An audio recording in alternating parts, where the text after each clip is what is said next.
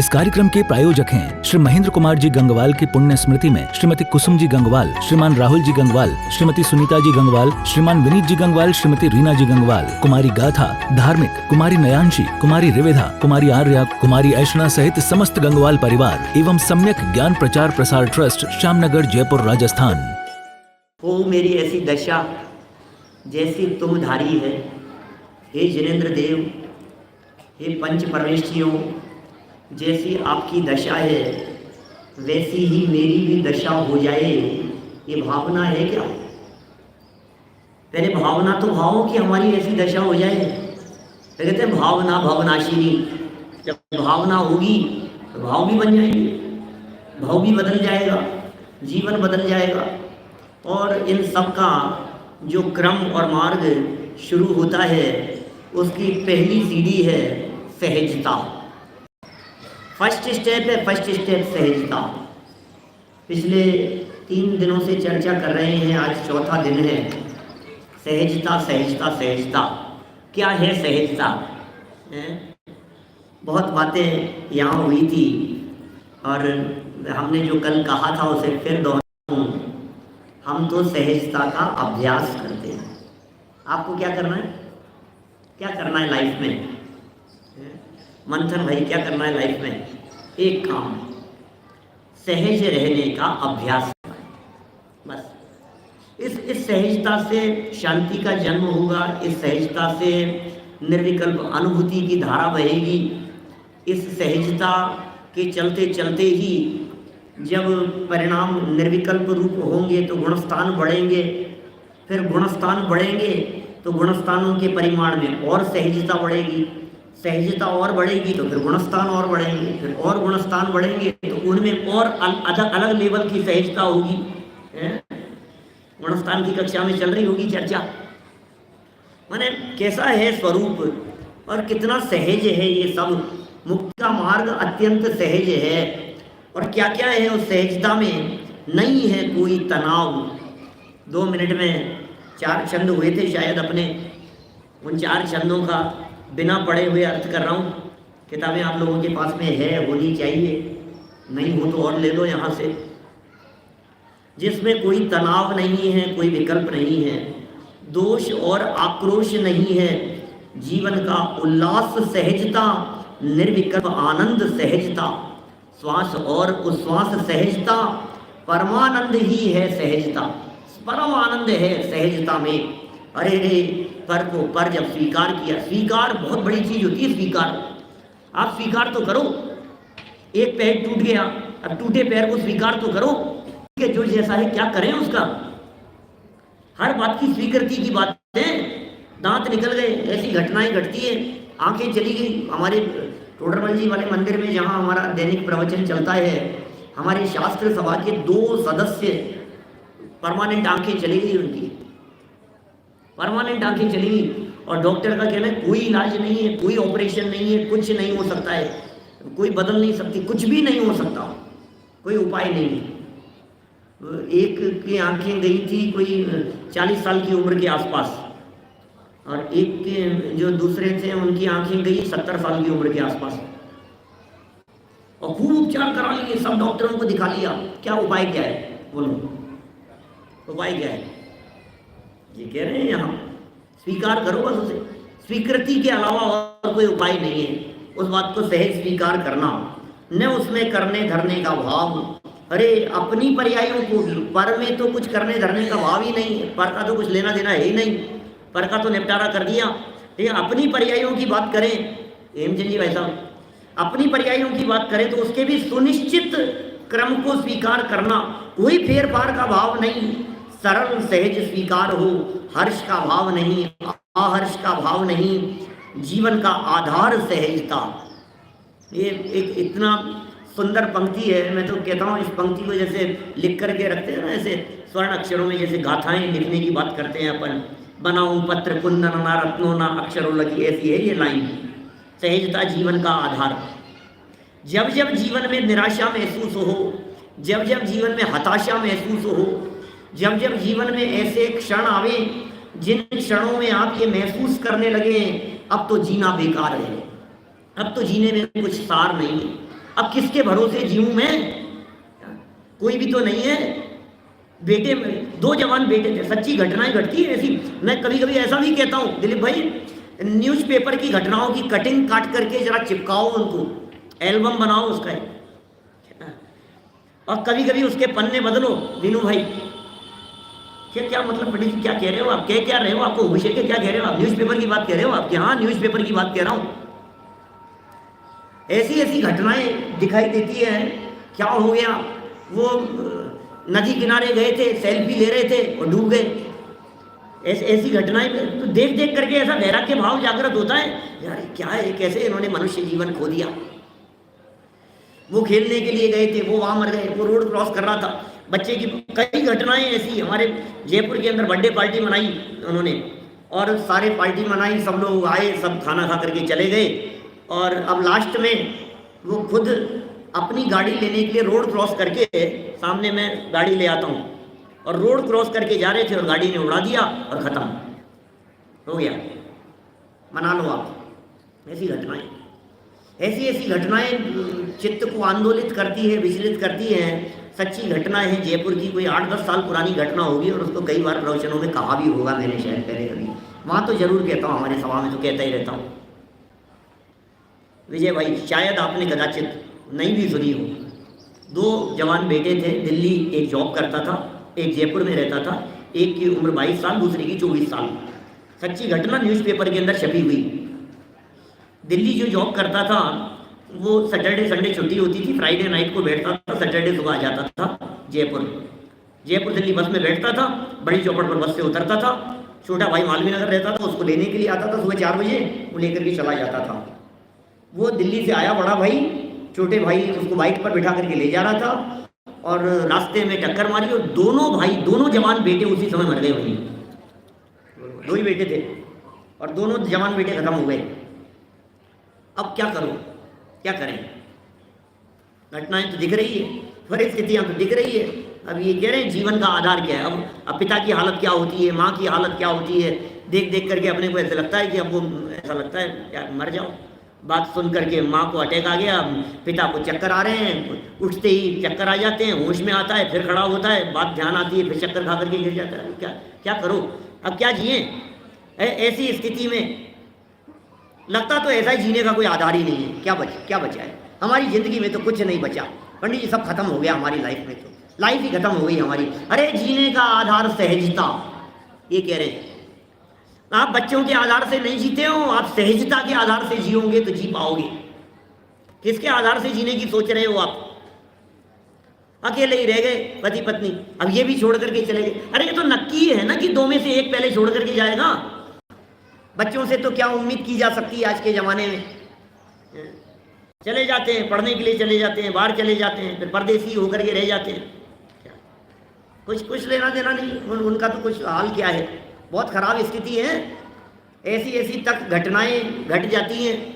बाहर परदेश में बच्चा पढ़ता था, इकलौता बेटा, और यहाँ पिताजी की तबीयत खराब हो गई, और फ़ोन कर दिया तो परदेश से दौड़ा चला आया, जैसे तैसे टिकट करा करके। 2-5 दिन रहा, पिताजी की तबीयत ठीक हो गई, हॉस्पिटल से वापस आ गए, घर आ गए, वापस चला गया। अमेरिका छोड़ करके आया था। अब वो 1.5 साल भर में 6 महीने में दोबारा पिताजी की तबीयत बहुत ज़्यादा खराब हो गई। फिर दोबारा फ़ोन किया, फिर दोबारा आ गया। बेचारा दौड़ता आता, तबीयत खराब है पिताजी की, क्या करे?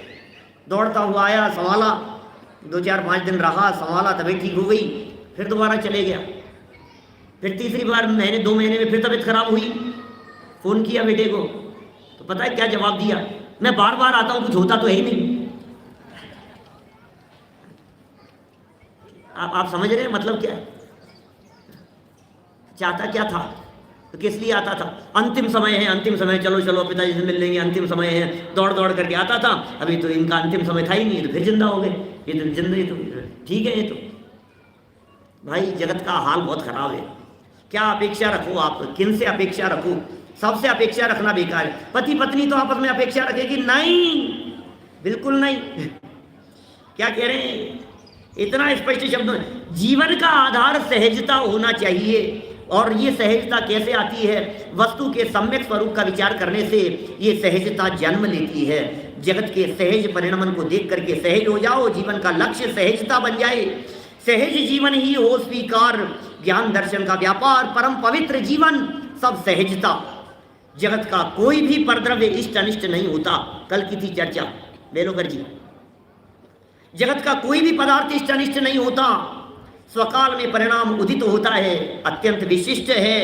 अरे वह भी अचल है, उसमें कोई बदलाव नहीं होता।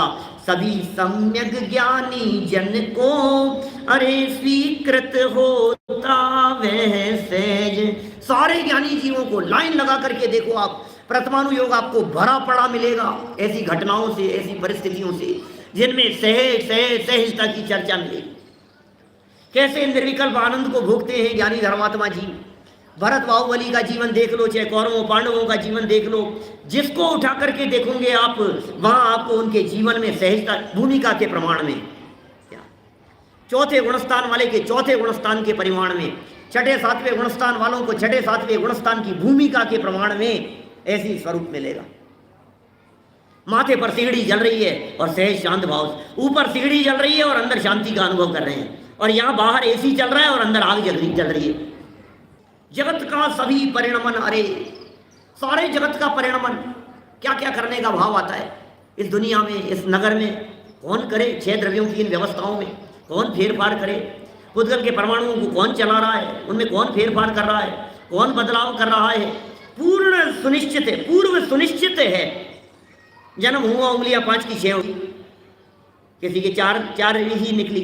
अब क्या करो, किसने किया बतलाओ। 5 की 6 उंगली किसने बनाई। आंख एक ही थी, एक हाथ खराब था, दोनों पैर जुड़े हुए निकले।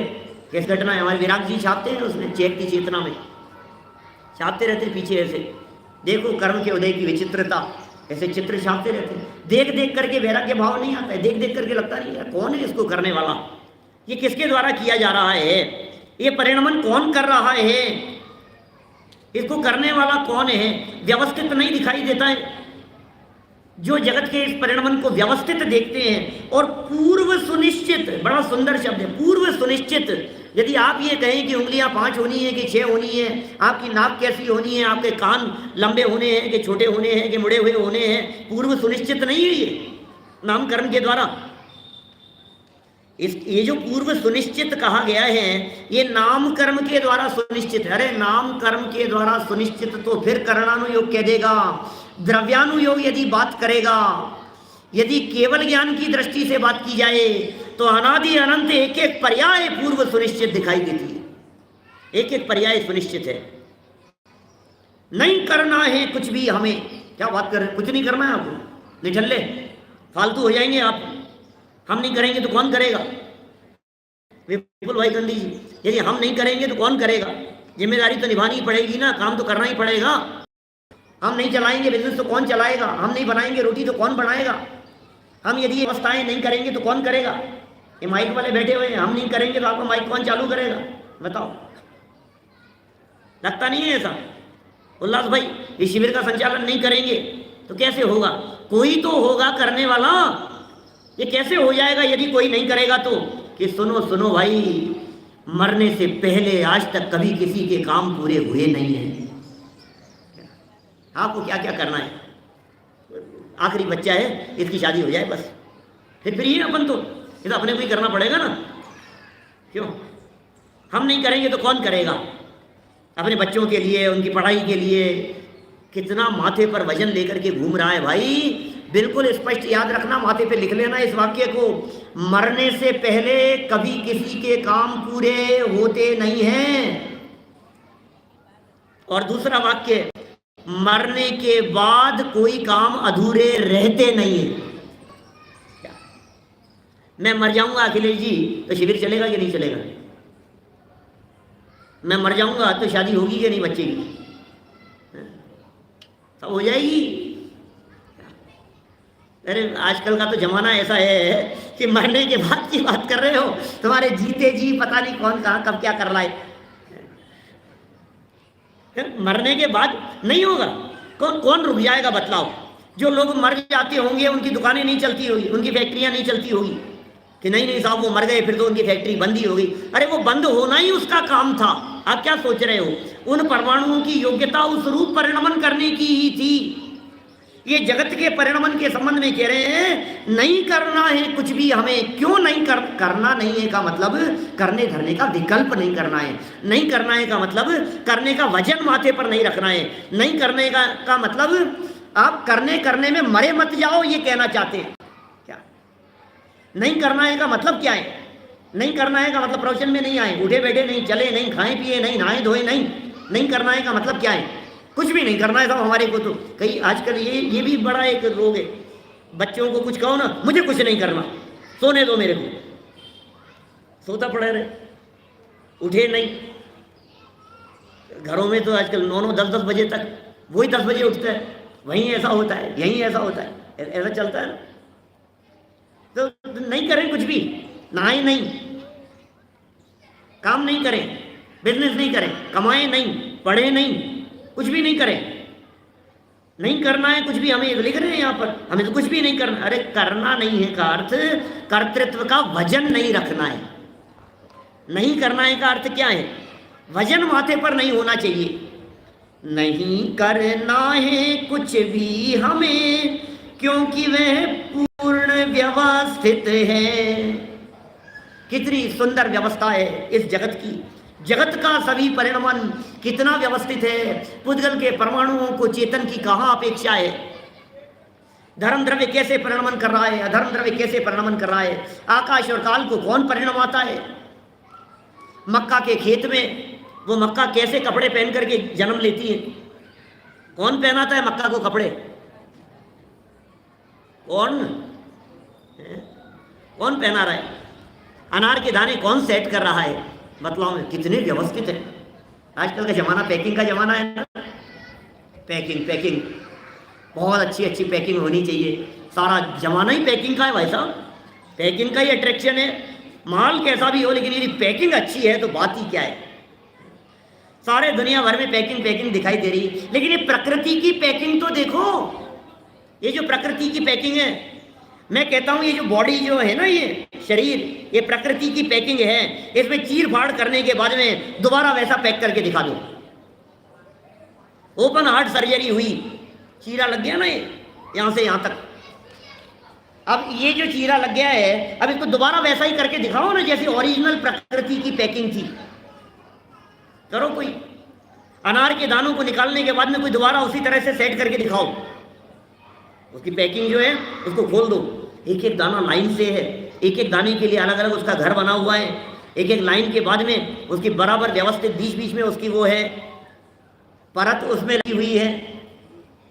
कौन कर रहा है इस पैकिंग को? कौन कर रहा है? जगत का सभी परिणमन अरे पूर्णतः पूर्व सुनिश्चित है। नहीं करना है कुछ भी हमें क्योंकि वह पूर्ण व्यवस्थित है। आपको जहां अव्यवस्था दिखाई दे रही है वो अव्यवस्था आपकी मति में, आपके माइंड में, हमारे माइंड में कुछ अव्यवस्था नहीं है। दुनिया में कहीं अव्यवस्था नहीं है। अव्यवस्था नाम का शब्द ही नहीं है जिनेंद्र देव की डिक्शनरी में। अव्यवस्था नरक स्वर्गों में तो व्यवस्थित होगा सब, नरक में तो सब अव्यवस्थित मामला चलता होगा ना महावीर जी। वैसे स्वर्ग में तो सारा, अरे स्वर्ग में तो सारी व्यवस्थाएं कितनी सुंदर होती होगी और नरक में तो अव्यवस्थित होती होगी। दादा ने क्रमबद्ध पर्याय वाली पुस्तक में पेज नंबर 1 पर ही नीचे उदाहरण दिया है इस तरह का, रईस व्यक्ति की कोठी का और गरीब व्यक्ति की झोपड़ी का। मैं कोई क्रमबद्ध नहीं पढ़ाना है मेरे को, उसकी चर्चा नहीं कर रहा हूँ, लेकिन बातें कितना व्यवस्थित है। ये पूर्ण व्यवस्थित है, पूर्ण व्यवस्थित है, अव्यवस्थितपन नहीं। जो हुआ है वही होना था, वही हुआ है, जो होना था वही हुआ है। फेर बदल का काम नहीं। करने का विकल्प आया था वो कर लिया, और नहीं हुआ तो सहज हो जाओ, और क्या करोगे। अरे इस परम सत्य की सहज स्वीकृति सहज सहजता है। ये सहजता है, इस परम सत्य की स्वीकृति सहज स्वीकृति होनी चाहिए, जबरदस्ती नहीं।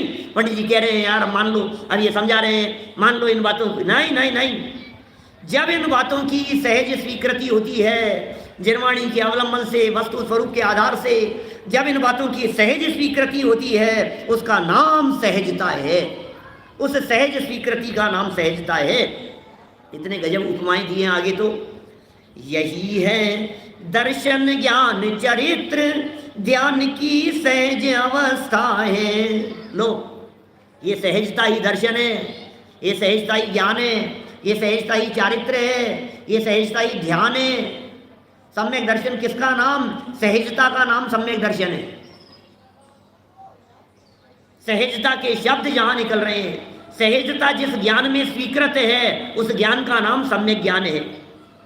जीवन में जब सहज परिणति दिखाई दे रही है, उस चारित्र का नाम, वो चारित्र भी सहजता है, उस सहजता का नाम ही सम्यक चारित्र है।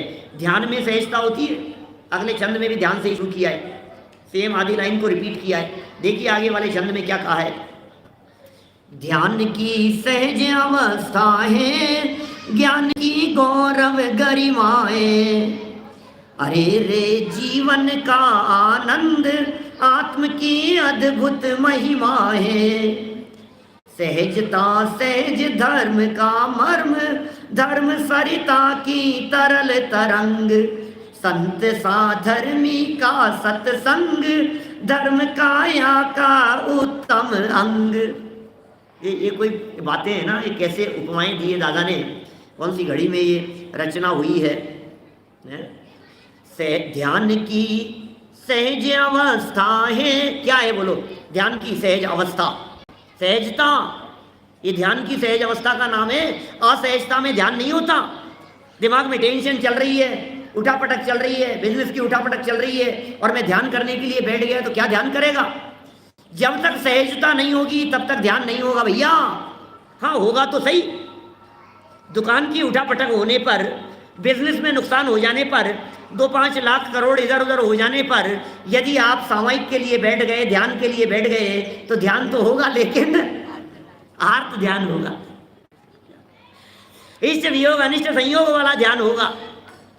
सहज रहो ना, सहज। क्या बढ़ गया और क्या घट गया बतलाओ? पति बहुत परेशान हो रहा था, क्यों? क्योंकि नुकसान हो गया था। 1 करोड़ के शेयर थे, वो घट करके 50 लाख रह गए, और 50 लाख में उन्हें निपटाना पड़ा। क्या 50 लाख में निपटाए, 50 लाख आ गए घर पे, और पत्नी को पता लगा 50 लाख आए हैं, तो मोहल्ले में मिठाई बांट रहे थे। वह प्रसन्न है, वो दुखी है, ये प्रसन्न है। ये हुआ क्या? ये तो ऐसे ही रोते रहते हैं। 1 लाख के खरीदे हुए थे, 50 लाख मिल गए, मिठाई नहीं बांटूं तो और क्या करूं? बोलो क्या करना है? 1 करोड़ से 50 लाख दिख रहे हैं इसको नुकसान दिखाई दे रहा है। अरे 1 लाख के 50 लाख नहीं दिख रहे आपको? क्या है भाई? सारा सोच का ही तो खेल है, और लेना देना क्या है? क्या लेकर के आए थे, क्या घट गया और क्या बढ़ गया? जब ध्यान करने के लिए बैठते हैं, जब आराधना के लिए बैठते हैं, ध्यान की सहज अवस्था, सहज अवस्था में ध्यान होता है, सरलता में ध्यान होता है। आप ध्यान करने के लिए बैठेंगे तो सहजता चाहिए। जब तक सहज नहीं हो, कहाँ है ऐसा? अभी मेरा सामयिक का प्रकरण चल रहा है, शाम को जो अभी भी करके आया, मैं सामयिक पे चर्चा करके आया यहाँ आने के 5 मिनट पहले। मैंने सामयिक पे चर्चा चल रही है 10-15-17 दिन से पीछे से। केरले में भी सामयिक में चर्चा चल रही थी, बेलगांव में भी सामयिक पे चर्चा की। तो सामयिक सामयिक सामयिक, अब सामयिक करने के लिए बैठना है हमारे को, बैठ गए सब सामयिक करने के लिए। अब उठापटक तो चल रही है भैया, चित्त शांत नहीं हो तो सामयिक के लिए मत बैठना। पहली शर्त है सामयिक के लिए बैठने के लिए, ध्यान करने के लिए आप बैठ रहे हैं तो जब तक सहजता नहीं हो तब तक सामयिक नहीं। आपको पता है चित्त, ये जो प्रवचन करने के लिए बैठते हैं, मंगलाचरण क्यों करते हैं? इसलिए करते हैं, आप कहीं से आ रहे थे, जब हमने यहाँ 2 मिनट शांति से मंगलाचरण किया, पंच परमेश्वरियों का स्मरण किया, प्रभु का स्मरण किया, या नमस्कार किया हमने, तो हमारा जितना विचलित चित्त था वो सब सहज हो गया। इस कार्यक्रम के प्रायोजक हैं श्री महेंद्र कुमार जी गंगवाल की पुण्य स्मृति में श्रीमती कुसुम जी गंगवाल, श्रीमान राहुल जी गंगवाल, श्रीमती सुनीता जी गंगवाल, श्रीमान विनीत जी गंगवाल, श्रीमती रीना जी गंगवाल, कुमारी गाथा, धार्मिक, कुमारी नयांशी, कुमारी रिवेधा, कुमारी आर्या, कुमारी ऐशना सहित समस्त गंगवाल परिवार एवं सम्यक ज्ञान प्रचार प्रसार ट्रस्ट, श्यामनगर, जयपुर, राजस्थान।